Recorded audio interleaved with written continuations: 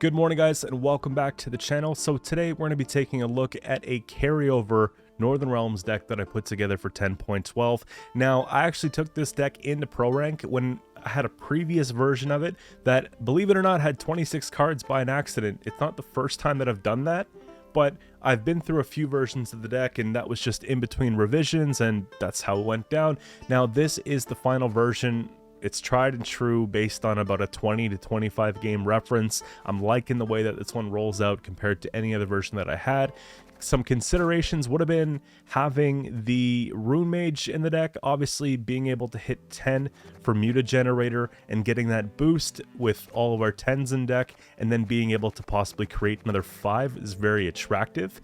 But I felt like I was running into too much Nilfgaard. Whenever I'd put this in the deck, it just knew and it wanted to cue me into that. So that's essentially why I took out Runemage. If you'd like to include them, by all means go ahead, take out something like Geralt or Heatwave, and you're just fine with that. It's a little greedier though. And we also have Dandelion that I had in at one point that I don't think I need. He was really awkward to set up on red coin because we roll out so slow with a couple of 0-point turns potentially in round 1.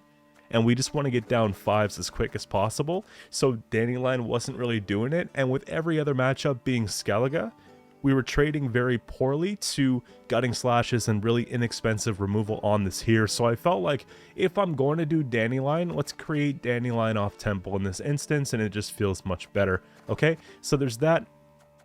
Other things you could do is maybe you could put in a Decree in the 9p slot. You could just kind of work some things around. I had Decree for a bit. I also had Roach for a bit to help roll out just a bit quicker, but ultimately this is what I ended up with, and I'm happy with it. So with Temple here, we can create 3 legendaries and put them into our deck. This is nice because it adds extra bodies into the deck for Erland, so there's actually that synergy there when we clog our own stuff up. And with our leader, we're always going to get the cards that we're looking for, so I'm not too worried about that there. However, if we win a round before we can play Temple, we can actually go and do something really crazy, and that's playing a second All God, because the second stage is basically shuffle an ally back in the deck and shuffle an enemy. So what we could do is put down All God, and then they play their opening turn or their opening engine, whatever the case. We put that back in their deck, replay All God again, and now we're bleeding into the round with a 20-point All God that it's funneled directly into the Erland. So tons of points that we could potentially 2-0 our opponents with. If we don't have All God for the target, we can use Geralt. And these are essentially the reasons why I considered having Royal Decree, but ultimately it's just 2 cards that we have to pull, and we can still win the game even if I haven't pulled one of them or even both of them if we have a good round 1. So it didn't feel like the only condition, you know what I mean? So it's just the way that it is here. We have Radovid that's going to help us get 2 additional leader charges so that we can have even more ability to get what we're looking for. And if, you know, we have everything we want, we still get that 2 points of carryover, I guess you could say, with the leader points. Now, something to consider here too, if I go in round 1 and play this, right? Let's say we take round 1 because we play nice and deep into it, and then we have the order that we didn't click, draw a unit of choice. Huge, right? We can go bleed into round 2, draw one of these to make sure, and then, you know, we don't have to worry about that after all. So there's that. We can also use it for more carryover. If I draw a unit and that's boosted and then shuffle it back into deck anyways, let's say we do this first turn of the game, we can draw something, boost it by our whole hand's power, and then put it back in the deck. Huge, huge, huge points for the Erland, right? So just multiple ways to do that whole carryover stuff. Obviously with the All Gods, you want to go in and put offerings here. So we have destroy a unit with 4 power or less, boost an ally in our deck by 2. We got 2 of those so that he can now boost 5 units in deck. That's how it works. What I like is offerings paired with some of our other control reach is really nice, okay? So keep that one in mind there. Cards that I like to create off Temple, by the way, this deck does really well with Henselt. So Henselt is awesome with Carabalista. We could tutor that out, a bit more thinning. Then we could put things with orders beside the Henselt, and we could just get a lot of points over a long round. Shawnee's okay. I think War Elephant's pretty good, actually, believe it or not. If we're looking for just a nice quick boost, you know, put that down, put the Erland down, click, click, it's done. So couple ideas there. You can never go wrong with something like Gerhardt, right? Adalia, obviously a good pull. Baron, wouldn't hurt to have another tall punish. There's just a lot of stuff we could pull here. So just some ideas for you guys here. The deck surrounds this card. You always want to play this card in round 1, whether you go first or second. So you put this on melee preferably, so we have more room on ranged. Whenever you play a unit on ranged row, boost 5 random units in your deck with the same provision cost by 1. So basically, that's why we have so many 5s, right? Every time I play a 5, we're getting 5 points from Muta Generator for later. So if all goes well, we get a really good carryover round 1. We look at our deck, we see we have about 40-50 points of carryover. Everything's set up. We play Erland with Adrenaline so that it has immunity, so that they can't target it. And if we're worried about Maruna or something like that, we can literally go and put 1 All God charge on it to keep it out of that range. And make sure you play Erland beside like a location or something like that and away from units if you're playing into the Nilfgaard matchup, just in case they have a random treason. But those things keep you safe, and you just go for the big click finisher. Tons of fun, guys. I got 4 games with commentary for reference today, and I'm hoping to see this one all over the ladder. It's a ton of fun. You got to try it for yourself. I'm loving it. It's really, really reminding me of some old school Gwent with a modern twist.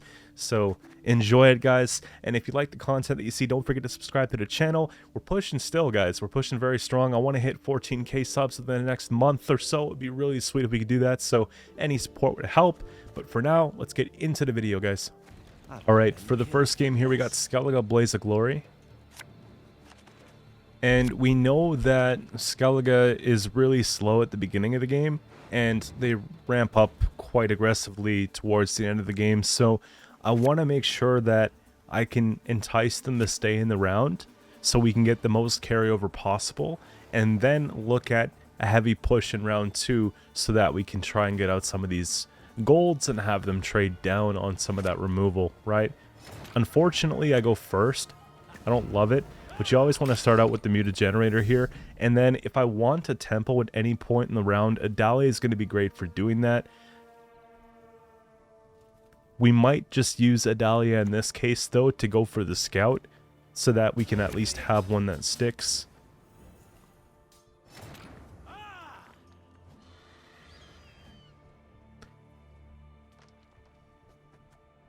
I like that they have Dragbond do now, because that makes them want to stay in the round a little bit longer than before. I noticed normally they would just try and get out the Highland Warlords and go for the pass, but this is incentive to try and push.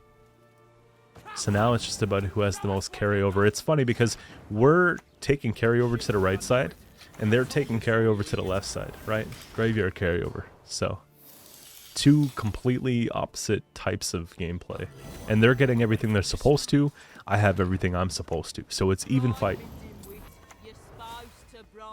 And in this case, look at the multiple procs per turn that we can get from just using the scouts here. And I'm lining them up because the symmetry looks sick. Just putting them all together, you know?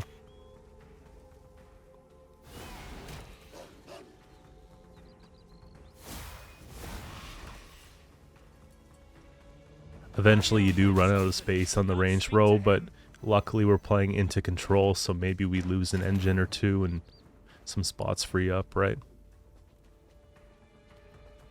And this is what I like. They're staying with me here because now they have the Warlords played, so they're getting good value on their raids.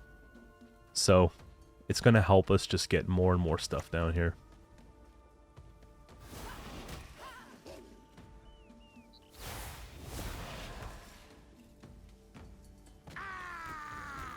Now, we can go ahead and try to kill that 7 in the back, obviously, right? The 2 damage, I think, is enough to do it.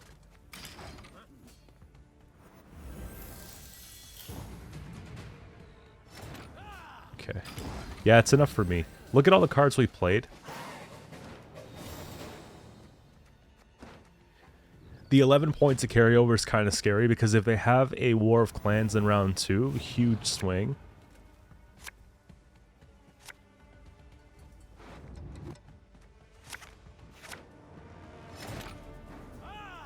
So an important thing with this deck here is that we don't want to play our carryover points. We want to put them back in decks, so you don't really want to float cards like Maxi that I have here, right? 5 carryovers is actually a big deal, so play something like the Radavid just because it only has the 1 point on it. We get the extra leader charge. I think it's worth it.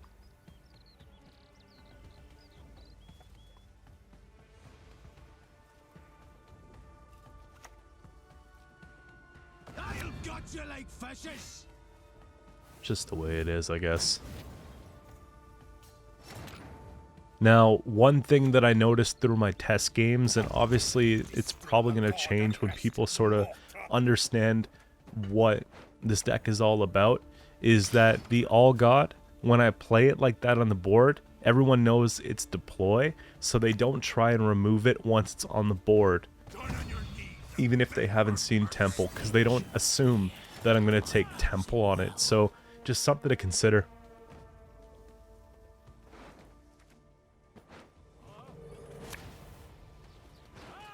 Put the carryover back as usual, which is nice. So I lose points right now on this, but it's fine. The amount that we get back later is great. I don't really want to give them back Herald or Vabjorn, so I go ahead and put that doomed one away. It doesn't go in the deck, it just goes away somewhere into the abyss, you know? Children, elders, we spare none. And now they're reading it. I think they realize, you know? Yeah, there it is. Now, let's say you were bleeding in on even cards, for example. You could always just, like, save that click and do it in round 3. It's kind of like having a card advantage, so think about it that way, too. But in this situation, we don't want to do that. I'm just going to play my engines on melee so that we get some value before they get removed, right?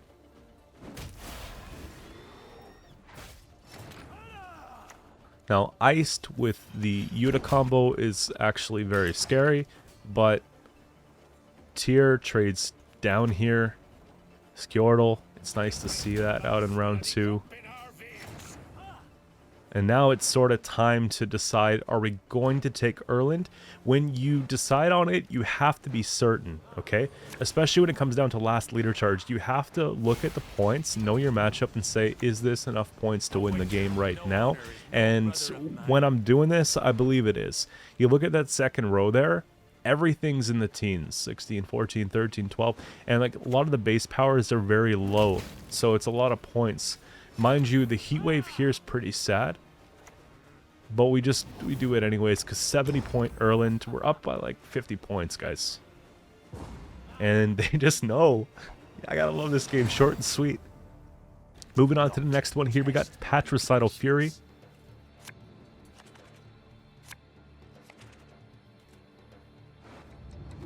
I'm glad to be able to get you guys some of those like meta matchups so that you could see how this deck performs on a serious level, right? Mind you, MMR is still around 2400. I've been up and down with it, but it's I believe that you could climb. Some Mutagenerate around 1's good. Erland can always go back, because realistically, we don't mind playing our hand all the way down to 0, right? So you don't want to have Erland there and have to waste a leader charge to put him back.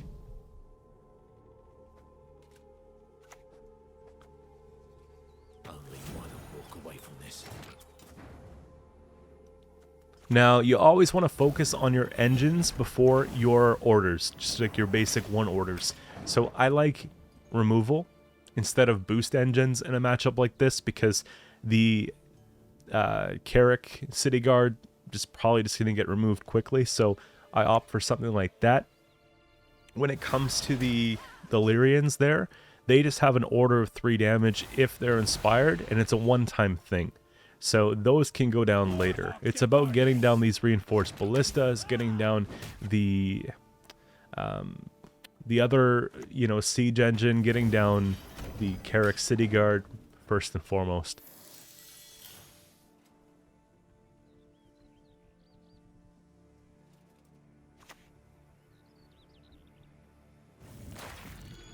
And Maxi actually is a pretty good touch, because Maxi's good here to make sure we're going to get our neutrals, but if we do create more cards, put them in deck, we can make sure that we're getting the ones that we want. If we don't want to draw into something because it's like a bunch of hand buff or whatever, we can put it at the bottom of the deck. It actually plays pretty well here.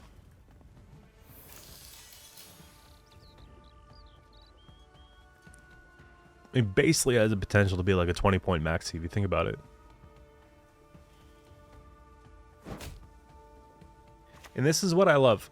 Warriors have a slow round 1, as do we, so they always feel enticed. You could see previous game we played, same thing applies. Again, I'm staying true to the principles here, okay? We gotta get down the engines quick. But watch, it just gets domed, it trades down hard. It feels pretty bad. And one thing to consider as well, I don't like taking offering in round 1 because we want to get down 5s. So whenever I have offerings in hand in round 1, I'm looking to mulligan them back, and then late game we can use them to kind of patch up the Erland at the end so that we're not playing units with boost. That's the idea, right?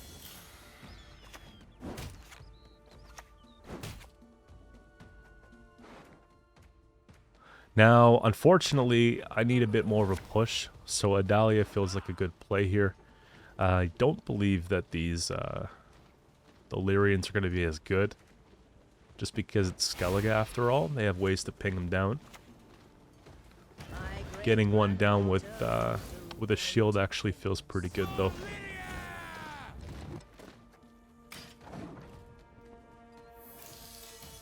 And at least now we're sitting on 5 points of damage for the upcoming turn, so it gives us room to sort of stay in it if we need to.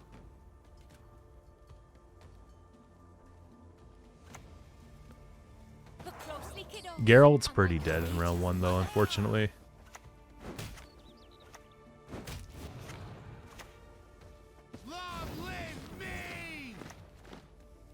I don't want to kill warriors, especially 4P warriors, because then it turns on War of Clans in round 1. We want to make that a reason why they would pass, because they don't have it set up. So the exception in this case was like the Brockvar Hunter, because that's just an engine, you know what I mean? Now, I think that round 1 went almost as good as it could have went down. If you look at the deck here, perfect amount of carryover, and the cards in hand aren't boosted. Now we just have to find Erland and prevent us from getting other stuff that's boosted here. You see we have a couple things. Heat Wave's a nice pull. Radovid's only boosted by 1, so we could take that, right? And then location. So now it just looks like we have to go and do what we gotta do, you know? It's so weird bleeding with an All God. Think about that. Back in the day, it just wasn't possible.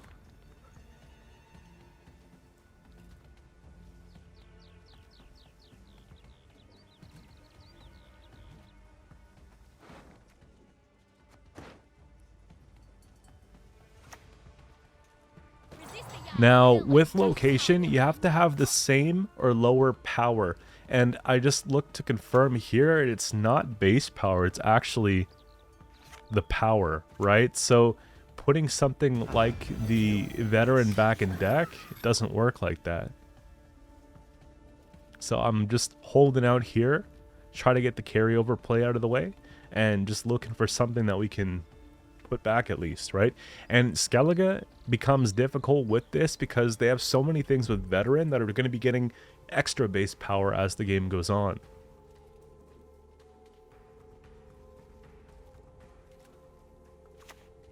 And we certainly don't want to give them back Fukusha, right?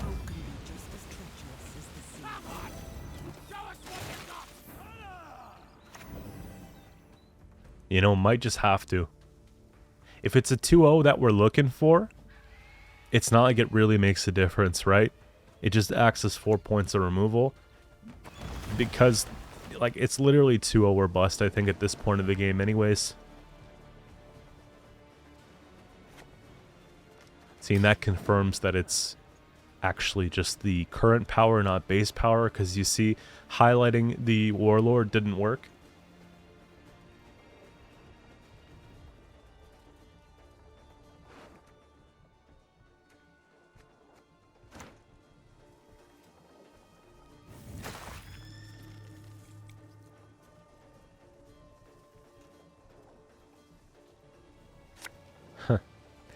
So I think they go for something like the Brockfar Warrior here because they just think it's impossible for me to win. I feel that. They're going to learn today.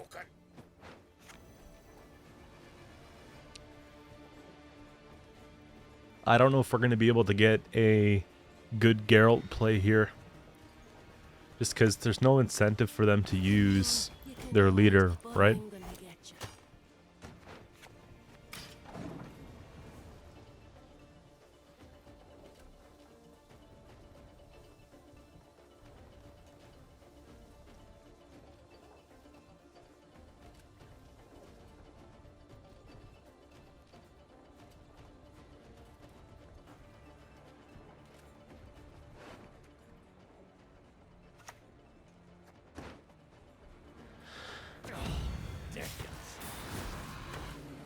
It's kind of a big deal. Now, So plays for a lot of points, sure. At least I get to click the bear.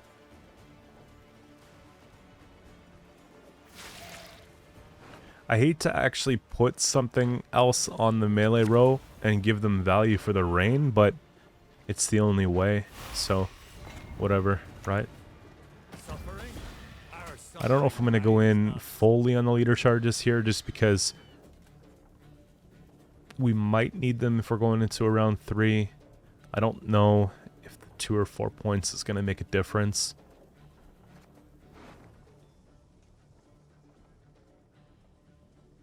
Basically, the whole deck is gold at this point.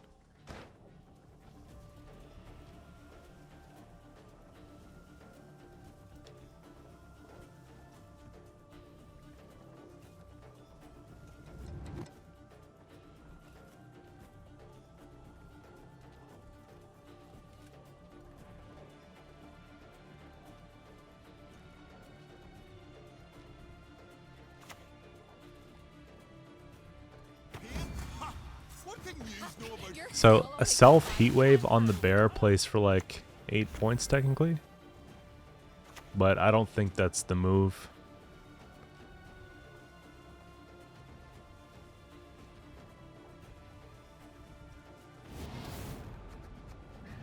Yeah. Save the 4 points, because look, they get 1 bleeding down to 30. We lose 2 rain. The bear still stays there. I guess they take it out with Tyr.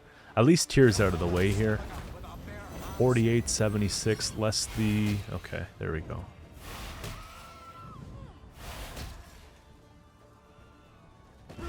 Now we just get everything. But at this point, we're like 20 points up, and it's just... They can't do anything about it. Another 2-0. Now, moving on to the next one here, I got Harmony. Harmony's another one of the meta decks going around.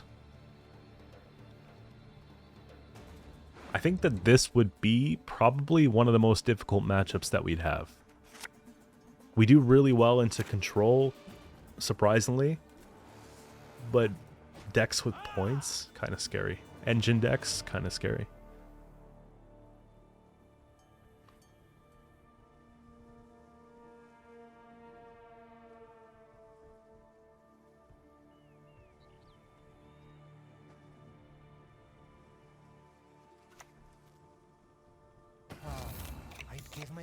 Now, normally I like to put offering away in round 1, but if you could get a Percival out of the way for an offering, that's probably the most disgusting play I've seen this season.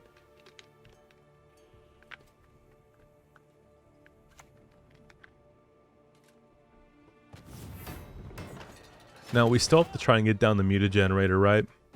Nothing changes here.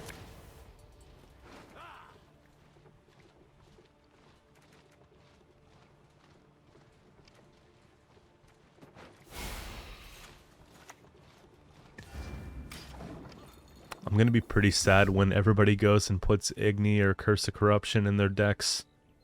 This was fun while it lasted so far.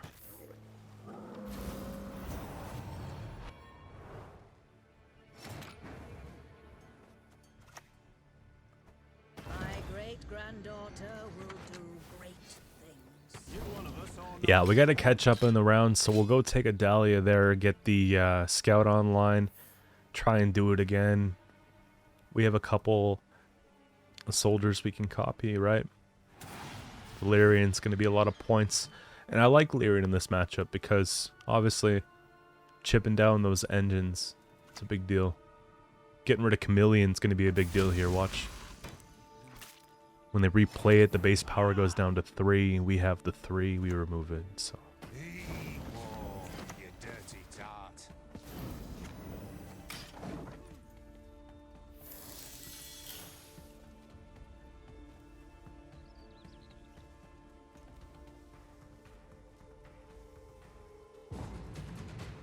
I think it was smart of them to pass here, right? Respected the fact that obviously we're going to get out of control pretty quick. Lay down, my lady. I shall be with you shortly.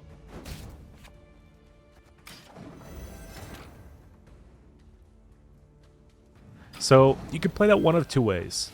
You can go and you can take a play down to 4 and try to get the max carryover off the muted generator.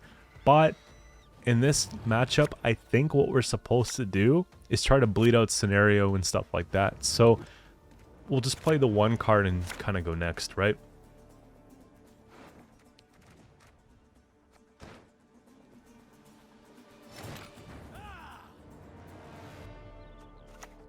To the dungeon. Again, just let's gauge the tempo here. If they drop scenario, then maybe we're good to pass, but something like that's not amazing.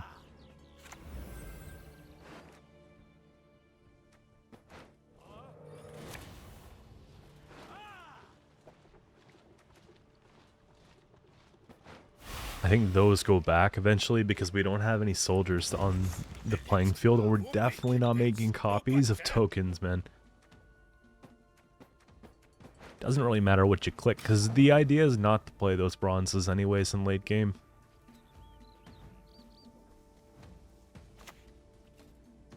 If this is me now, who was I before? Okay, let me show you something disgusting. Fledgling, 5 points infused with Harmony. So Harmony 2 essentially gone. We basically just clogged their deck, removed an engine, and then we got our points back.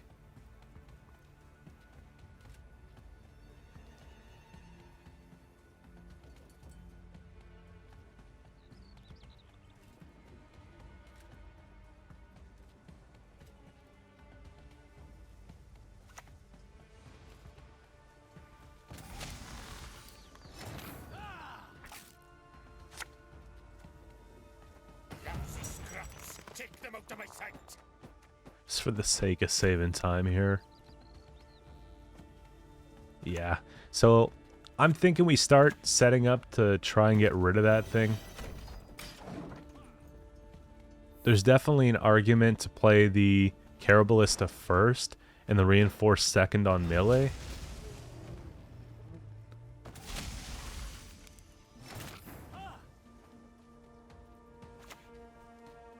And you never want to ping down the Chameleon because when they replay it, it's going to get back the points, right?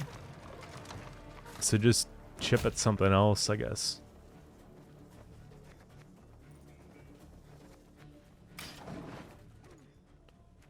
Now, one of the benefits of playing into the round like this is that the opponent, if they have a scenario, maybe they're playing the cards that would proc it, and then they might have to just dump the scenario for the deploy that it has opposed to actually triggering. Now we're starting to see the commitments. That tells me the cards in their hand are pretty good. Either they're pretty good and they just really can't play them, or they're so bad that they're actually worried we're about to do this. So either way, it's a pretty good sign.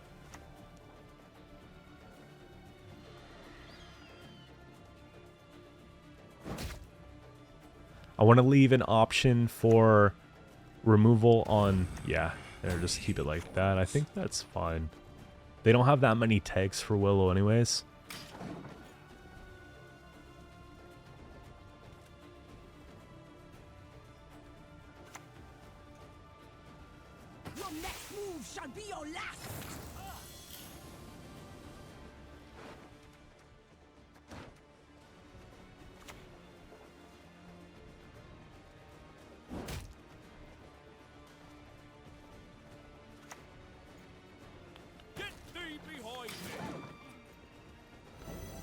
So the idea here is, I don't think that we have a 2-0. That is all I need.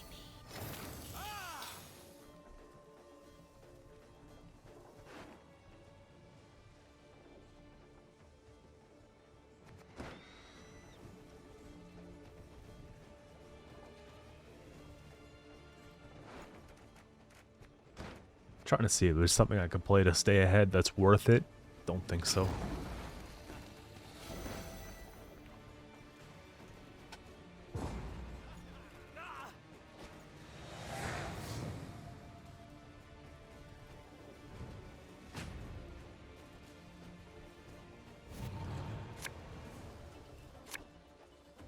Definitely got to put back the 10s. I like that we have Erland. We don't have to worry about that. Okay. Missing Heat Wave hurts, right?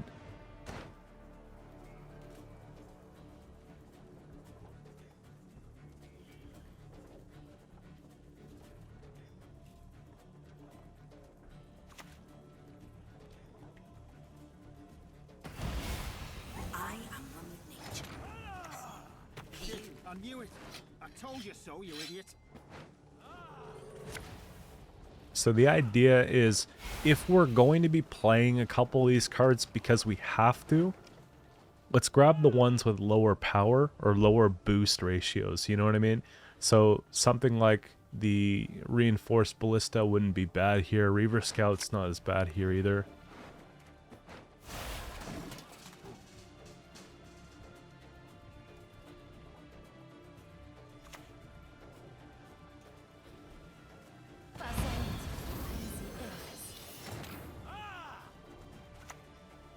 Well, one white-haired freak to report. Bribe me, dimwit. You're supposed to bribe me. I messed up. The sequencing's wrong there. So it wouldn't be City Guard down. It would actually be the other Reaver Scout down, because now we just play a Reaver Scout for dead points because we have to play Erland next. So that costed some points. However, you can argue that it's fine because we did start the 2 engines earlier, so I don't know.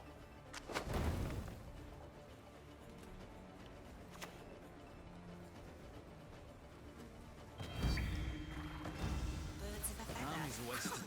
I am one of a kind. They took away some of my carryover, but we still have a 44-point Erland. And do they have enough reach? I think that they're going to have Tall Punish left, right? Yeah.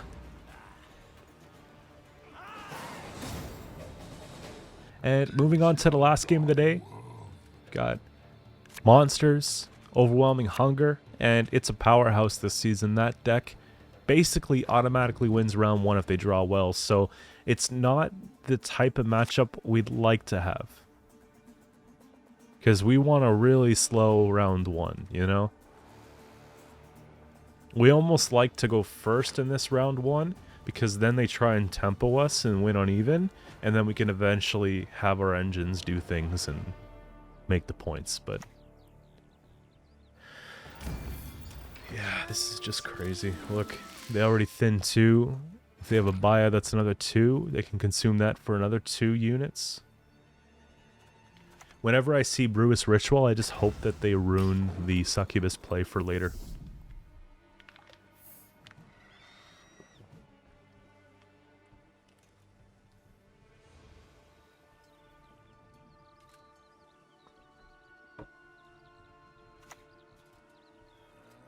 Yeah, surely they just dropped perfectly in round 1. And we have a sad Muta just sitting there. So we'll go ahead and play a Dahlia here just because we have to get a couple engines online. Something like that's fine. In this case, maybe you take the Drummer instead, just because it ticks that same turn. Helps us stick in the round a little bit more. But it is better for... Is it better for Maruna? I mean, they're both pretty bad for Maruna.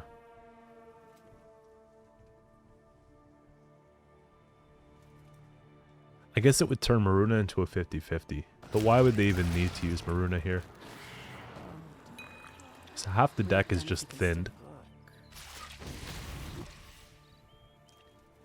And obviously they're setting up for like a reverse win on even type situation, so we got to be mindful of that. I don't think we play in too hard, but it's a turn by turn type situation, so just business as usual here. Try to get the most carryover. A lot of the temple that they have is gone, right?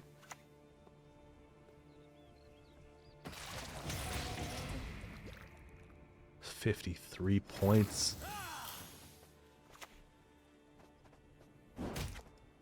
This here is sheer greed. I don't recommend doing it. Whoa, you dirty tart.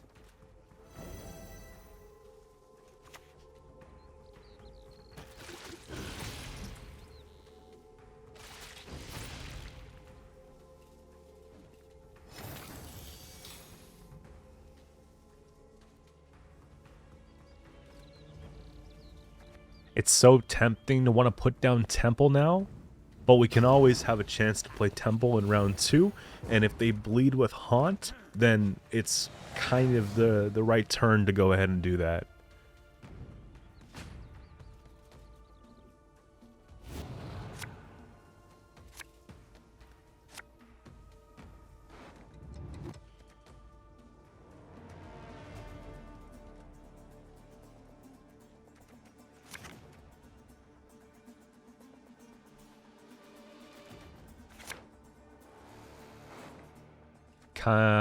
We missed both.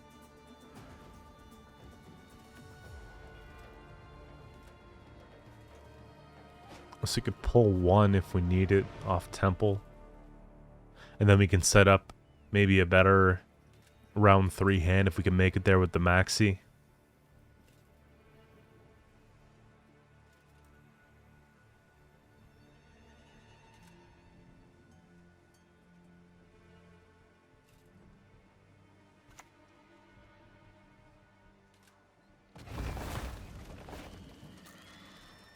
I'm just a sexy little cog, fucked up machine called life.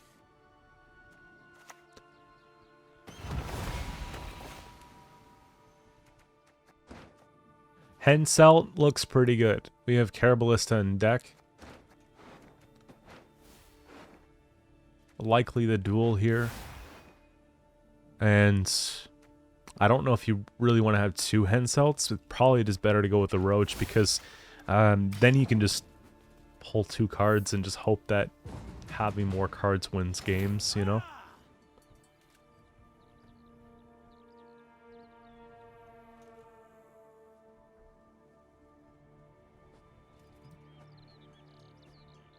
So we'll save that carryover, and then we'll just play Maxi here. Your magic can't harm me. No magic can.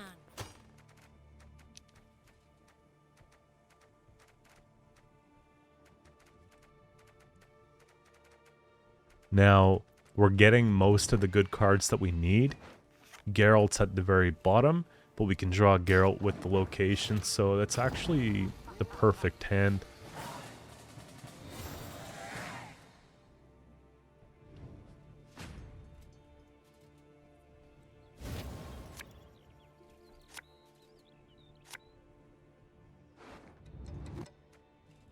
Easy to fix. Caraballista goes back. We want to keep things that aren't boosted, right? So maybe even that one goes back. All God comes out.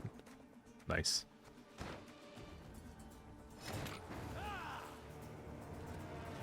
Engine superiority wins games, so let's get this down early, right? We'll pick the lower one just so that we keep some of the boost in deck.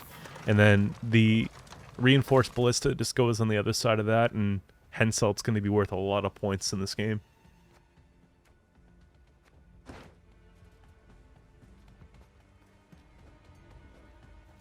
I gotta make Temple premium.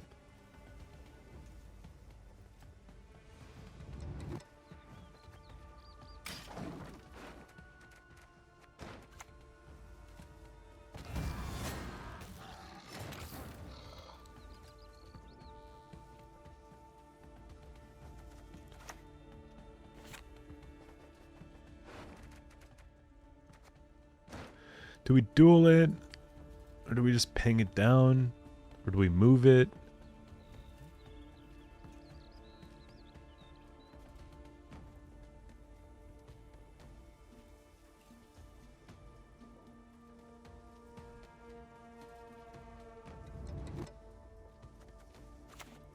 Do we just wait?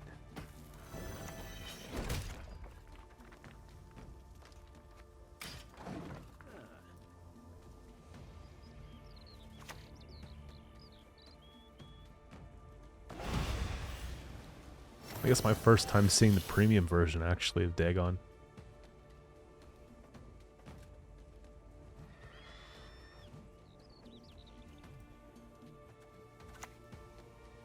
Bribe me, dimwit. You're supposed to bribe me.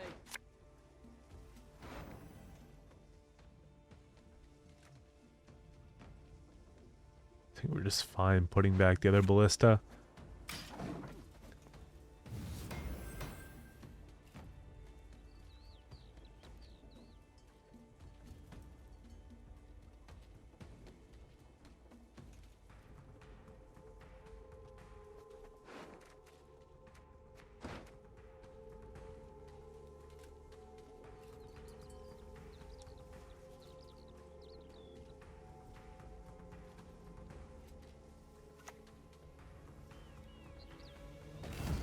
That's disgusting.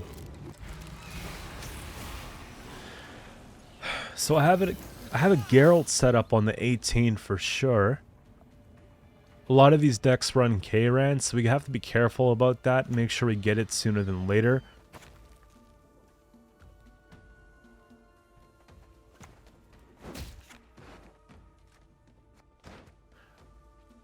Honestly, that was a mistake. I think it should have just been the heat wave. Try to redeem myself here with... But we're broke as shit peddlers.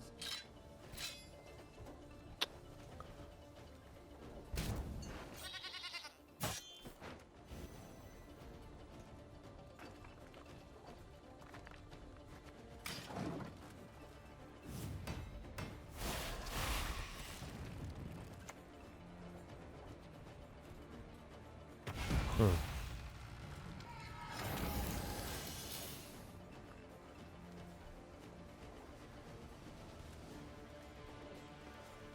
Yeah, just get rid of it now once and for all, really. A receipt? I could draw a pecker on your forehead if you like.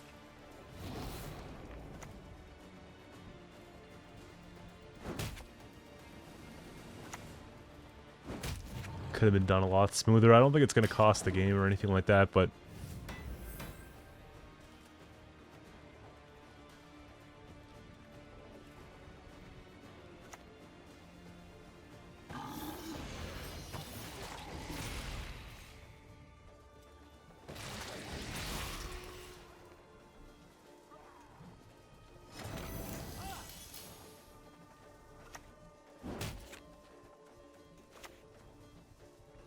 Lay down, my lady. I shall bring with you. Let's get another engine down here. Now, the Knight Errant's obviously not going to be able to give the Carrick City Guard Veil, but that's not the point of having it in the deck, really, so we don't have to worry. Now, they get 2 hits here. Hopefully it's river. Yeah, there we go.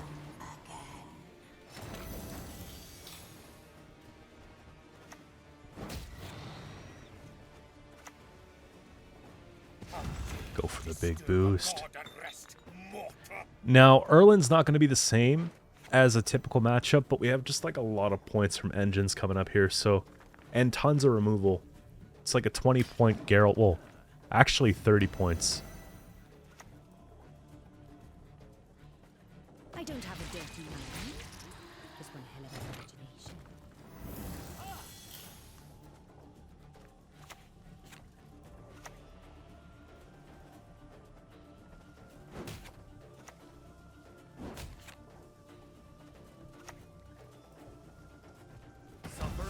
We don't have to worry about the Maruna anymore, do we?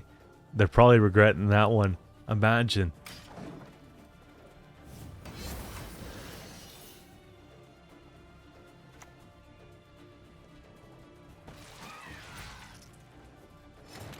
Relax. Now, in this matchup here, it looks like the Radovid's not necessary. It's just going to be playing for the extra leader charges, but that's fine.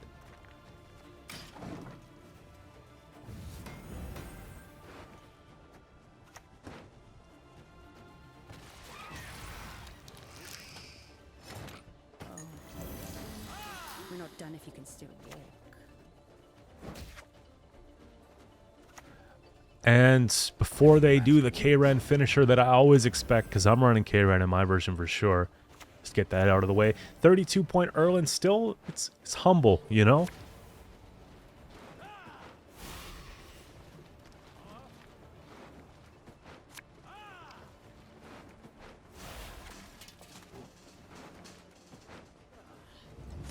Imagine these were stockpile leader charges on range row. That would be so dirty. There we go, just for the points, whatever. 8 points here. Let the engines do their thing, and I believe it's enough points at this point, right? They get the 5 off the succubus. They have the egg. 1 leader charge. Yeah. It's just a win here. I'm just a sexy little cog in a fucked up machine called